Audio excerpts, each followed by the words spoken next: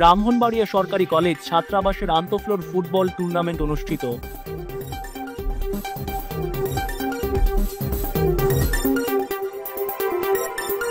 ব্রাহ্মণবাড়িয়া সরকারি কলেজের ফখরে বাঙ্গাল আলহাজ হজরত মাওলানা তাজুল ইসলাম রহমাতুল্লাহি আলাইহি ছাত্রাবাসের আন্তঃফ্লোর ফুটবল টুর্নামেন্ট অনুষ্ঠিত হয়েছে।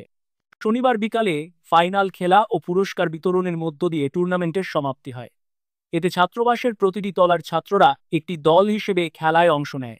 নক আউট পদ্ধতিতে দ্বিতীয় তলা ও চতুর্থ তলা ফাইনালে পৌঁছায়।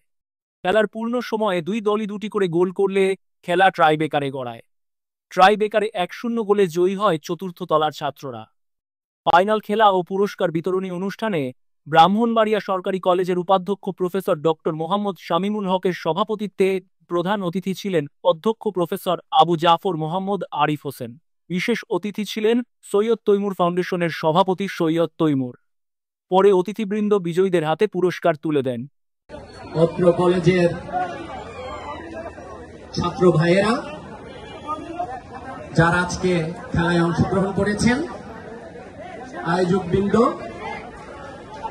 ও দর্শক হিসাবে যারা আজকে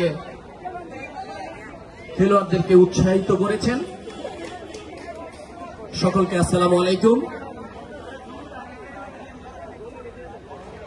আমি দীর্ঘ সময়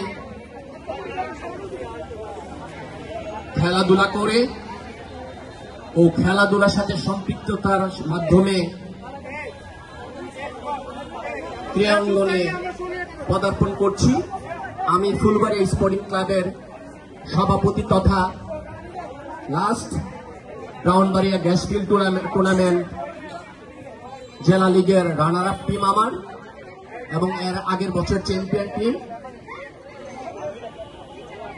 বিভিন্ন মাঠে ফুটবল সহকারে ক্রিকেট টুর্নামেন্ট করে আসছি দীর্ঘ সময় যাবত।